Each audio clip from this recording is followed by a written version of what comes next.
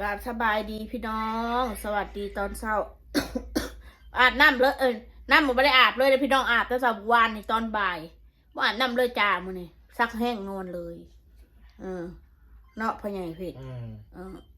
ก็มาแต่วันเกิดแม่หมอนเนาะม่วนขนาดพี่น้องเมื่อคืนพากันร้องเพลงไอ้น้องพบหน้าพบตากันม่วนหลายเด้อพี่น้องเด้อคักหลายบัดในกาซิมาตอบพวกกันคอมเมนต์FCเนาะหลายเรื่องอยู่พี่น้องเรื่องอยู่ฝั่งไทยแน่เรื่องวันเกิดแม่มอนแน่บางคนก็ว่าวันเกิดปลอมวันเกิดบ่ตรงนู่นนี่นั่นปีหนึ่งเกิด2 เถื่อบัดเห็นแม่มอนจัดวันเกิดปีละ2 เถื่อบ่จังว่าอ่ะปีหนึ่งเกิด2 เถื่อข่อยก็คือเห็นเราจัดปีละเถื่ออยู่แล้วก็เฮ็ดปีละเถื่อวันเกิดเรานะแต่สิปลอมมันสิตรงวันเกิดหรือมันบ่ตรงวันเกิดมันบ่ใช่ปัญหาคนเฮานะแต่ถ้าในปีหนึ่งเจ้าก็อยากเฮ็ดวันเกิดเจ้านะมันบ่ได้จำเป็นว่าต้องไปตรงตามวันหรือตามเดือนตามพาสปอร์ตลาวนะเขาจะเฮ็ดผิดเพี้ยนที่บอกไว้ให้มันบ่ได้ตรงคือของข่อยค่ะยังบ่ได้ตรงข่อยต้องมาแก้ใหม่เฮ็ดหัวใหม่เบิดเดือนนี่ค่ะตรงกับของข่อยแล้วนะจะมาเว้าให้กันเถอะว่าโอ้ยวันเกิดปลอมมันเกิดบ่แม่นวันเกิดก็มาจัดนู่นพวกหลอกลวงแกล้งหลอกลวงนู่นนี่นั่นเขาก็เฮ็ดเองหรอวะเขาไปหลอกลวงคนอื่นมาเฮ็ดหรอวะคำว่าหลอกลวงมีคนโอนเงินให้เป็นล้านเป็นแสนแบบนั้นฮะก็คือยูแบบน่ะหลอกเอาเงินเขาแบบนั้นฮะอันนี้เขามาหลอกไปสร้างซื้อกับเขากับน้ำราคา1,000-2,000ก็คือว่าแม่มอนอันให้แม่มอนน่ะเห็นคอมเมนต์มาในช่องข่อยอันสาวมอนให้แม่มอนน่ะเก็บเงินไว้แปลงเฮือนเราเถอะวะอย่าสู้ให้เราเอาเงินมาเฮ็ดวันเกิดเถอะแปลงเฮือนน่ะมันใส่เงินหลักแสนหลักล้านนะแปลงเฮือนมันใส่หลักแสนหลักหมื่นก็ยังเฮ็ดบ่ได้คำว่าเฮ็ดเฮือนนะถ้าทำเฮือนน่ะมันต้องหลักแสนบาทนะบ่แม่นแสนกีบอีกการที่เจ้ามาแนะนำนะเฮ็ดวันเกิดแล้วก็เฮ็ดเงินดำ1,000-2,000 บาทซื้อเนาะอยากแนวกินเค้กก้อนละ100 กว่าบาทเฮ็ดกับลูกกับเต้ามันไม่ได้ใส่เงินยังมากมายความสุขของผู้เฒ่าบ้านปลายชีวิตแล้วแม่ม้วนก็ได้จักสิไปเว้าไปยากให้นางว่าพุ่นแปลงเฮือนน่ะถ้าคนมีแล้วบ่ได้ถ่าเจ้ามาบอกหรอกนางคอยเฮ็ดให้แม่คอยแล้วทามีนะบ่จำเป็นต้องให้คนอื่นคนนอกแบบซุเจ้ามาบอกดอกว่าเฮือนเป็นนั่นถึงมันสิเป็นอะไรมันก็อบอุ่นเพราะมีลูกมีหลานอยู่นำนะคำว่ามีเฮือนงามมันบ่ได้มีความสุขดอกถ้าบ่มีพี่มีน้องมีลูกมีหลานมาหุ่มตุ่มหุ่มโฮมกันนะอยู่โดดเดียวดายมันมีหลังละ10 ล้านอยู่ผู้เดียวมันก็บ่มีความสุขมีหลังก็ต๊อบถ้าเอ้ยน้องบ่ญาติพี่น้องลูกเต้าบ่หุ่มห่อกันมันก็มีความสุขแม่นบอกพ่อใหญ่เพชรจ้ะว่าคนเฮามันบ่ได้มีความสุขย้อนไปอยู่เฮือนหลังใหญ่เฮือนหลังงามสิบอกไว้ให้ซะเขาต้องมองกันด้วยใจพี่น้องมองในความว่าเขาอยากเฮ็ดกิจกรรมในครอบครัวเขาอันนี้คอมเมนต์แบบแบบมองแบบ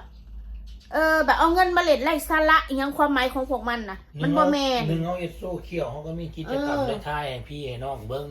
ความม่วนมันไม่ได้มีหยังเลยเค้กก้อนละ100-200 บาท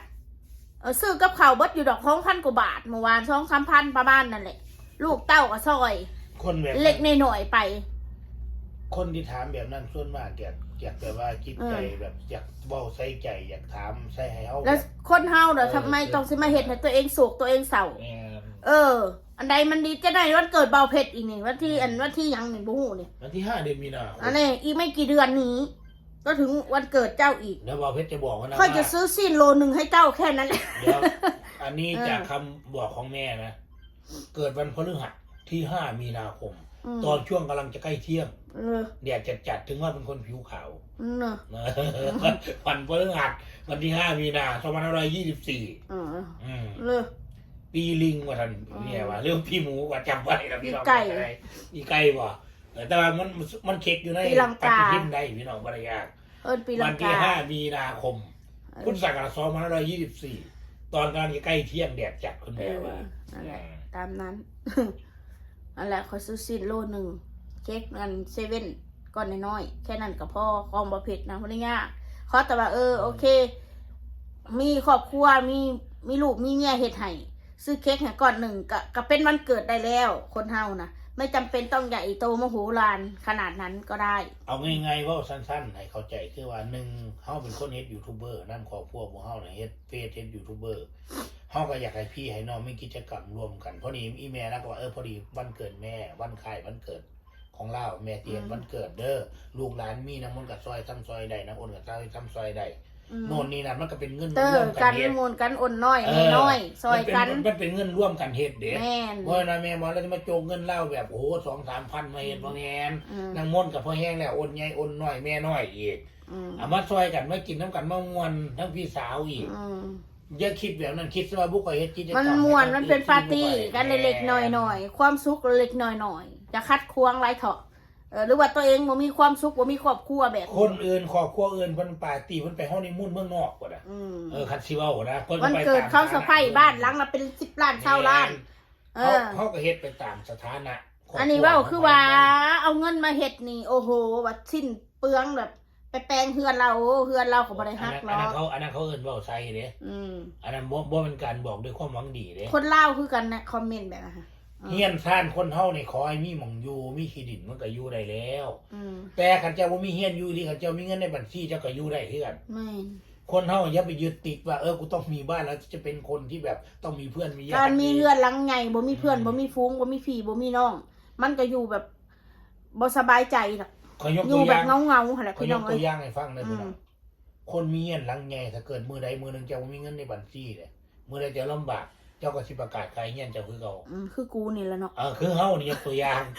คือว่าบ่มีความสุขเด้บ่มีเงินสรุปแล้วอีหลีนี่คือว่าเจ้าเฮ็ดจังไดก็ได้เพราะว่างานการใดในโลกใบนี้ขอแต่งานสุจริตงานเฮาบ่เฮ็ดให้เบียดเบียนคนอื่นเดือดร้อนคนอื่นให้มีเงินในบัญชีไว้กินมื้อละ9 บาทต่อพี่น้องอันเมื่อกี้นี่ก็โทรศัพท์ขอความเพียงเด้งเข้ามาพอดับปิดออกไปกำลังเว้าอยู่พี่น้องเว้าพื้นอันอยู่มุกนั่นแหละไปถ่ายรูปเพื่อนรูปซานเพื่อนกับบ่แม่นเพื่อนข่อยบ่แม่นสมบัติข่อยนะพากันไปเฮ็ดแบบนั้นฮะถ้าแน่จริงนะคือบ่ขี่รถเข้าไปชนไปเลยไปทอดละขวดนั่นออกมาถ้าสู้เก่งนั่นสู้เฮ็ดแบบนั้นแล้วสู้กระถ่ายทอดออกสู้ต้องมีคนยอดเบิ่งหลายๆยอดเบิ่ง 2-3 พันน่ะมันกระจอกอันซุ่มไปเฮ็ดนั่นนะถ้าเกิดว่ากูบ่ได้อยู่แล้วเฮ็ดอะไรเป็นสู้ไปเฮ็ดแบบนั้นนะกูบ่ได้อยู่เฮือนหลังนั้นแล้วบักเฮ็ดบักแดงน้อยสู้บ่เฮ็ดแล้วคือกูบ่อยู่แล้วบัดนี้ไปถ่ายมั่วซั่วบ่ฮู้เรื่องยังนะบอกกูถามซุไหนว่าข่อยนี่ถึกไล่ออกพี่น้องก็แม่นล่ะกูไล่ออกกูใหญ่นี้แพงจากหันบักแดงน้อยกูเอาไปซี่หม้องอื่นแหละเอาไปเสื่องหม้องอื่นแหละบักแดงน้อยก็ได้FC กะเบิ่งแน่เวลาข่อยเฮ็ดคลิปเฮ็ดหยังก็อย่าสู้หูหนวกตาบอดหลายเบิ่งที่ข่อยถ่ายทอดออกไปแน่มันหยังก็ได้อย่าสู้ไปเสื้อแนวบ่เป็นเรื่องนะมาคอมเมนต์อันน้องมนมันอันแดงน้อยจะอยู่ยังไงแดงน้อยไม่เห็นมีช่องแฉเข้าไปถ่ายเอานู่นเอานี่แล้วไม่เห็นแดงน้อยเอาอยู่ยังไงบางคนว่ามันเอาไปปล่อยวัดแต่มันเอาไปขายว่าสันมันขายได้อยู่บ่ถ้าขายได้กูสิขายบักแดงน้อยนะซื้อให้แน่เด้อกูสิขาย100,000 บาทบักแดงน้อยใครอยากได้หามาซื้อให้กูแน่กูสิขายมันซะคนมันยังบาทล้วนนะเนี่ยแล้วไปขายรถอันนี้ยังก็รถรุดโบกกับรถเก๋งพี่เผ็ดแต่รุดโบกโอ้ยเนาะปักแดงหน่อยให้มันอยู่ดีมีสุขอยู่พี่น้องบ่ต้องห่วงดอกเมื่อวานข่อยก็เพิ่งจะส่งเงินไปเมื่อวานนี่ไปซื้ออาหารเม็ดให้เพิ่นผู้ดูแลให้อาหารหมดแล้วนะคะเพราะว่าพอดีเพิ่นก็เอาข้าวให้น้ำเราอะแล้วมันกินน้อยมากเลยเราอะกินข้าวบ่หลายเขาเฒ่าแล้วเขาก็ส่งเงินไปเมื่อวานนี่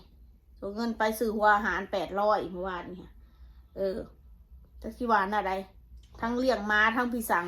อาศัยเพิ่นนี่แหละพี่น้องถ้าคอยบ่แพงมันบ่นั่นมันขอยบ่มานั่งเสียเงินเดือน 1,000 กว่าบาท1,000 กว่าบาทเอากับบักแดงน้อยนะ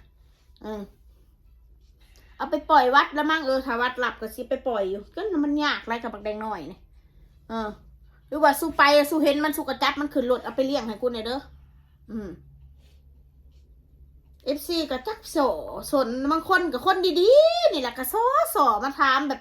ไปเสื่อเรื่องแบบมันเห็ดยังมากมันก็มีแต่พวกโกหกตอแหลพวกลวงโลกทั้งนั้นนะพวกที่ตัดต่อคลิปนะนั่นแหละพวกลวงโลกพวกบ่ฮู้ความจริงนะนำเอาเรื่องคนอื่นไปเห็ดเสียหายๆนั่นแหละลวงโลกสู้ยังบ่ฮู้จักลวงโลก พอได้เงินอันโอนนะคะมึงยังบ่ฮู้จักนั่นแหละไอ้พวกตกทรัพย์ของแท้นะพวกหากินพวกบ่มีมันสมอง พวกไร้ปัญญานั่นแหละพวกไร้ปัญญาพวกบ่มีมันสมอง พวกบ่มีความคิดความอ้อมหาเอาคลิปคนอื่นมาหาแดกหากินนะเพื่อจะได้ยอดโอนนะมานั่งป้อยนั่งด่าคนเป็นตังสันเป็นตังสี่โดยที่ตัวเองน่ะบ่ได้ดีจักดีนะนั่นแหละพอด่าถือใจกับมีมาโอนให้แบบมีอีเท่าใกล้ตายยันบ่ได้ใส่เงินอันยันใส่เงินบ่เบิดเด้ก็เลยโอนเงินให้พวกแก่งฮีงอกทั้งหลายก็โอนเงินให้กันกูโอนเอากูภูมิใจเด้กูภูมิใจพอกูตายเดี๋ยวกูจะตายแล้วกูก็ไม่ได้ใช้เงินแหละกูก็รีบเอาเงินปล่อยเงินออกก็สั้นซะเห็นได้ซะอีพวกเถ่ามักย่องเด้พวกเถ่ามักย่องโอนเงินให้คนเห็นได้ซะโอนแล้วละกาพิษกันแล้วยุ้มหัวกันกัดกันแหละบัดนี้พี่น้องบ่ถือใจแหละอันนี้มันกับบ่แมนอันนั้นมันกับบ่แมนกับพิษกันกัดกันโตเหี้ยเฮ้ยเอาซ้ำนี้นะพี่น้องจะไปหาอาบน้ำก็เด้อบาดนี้เด้อ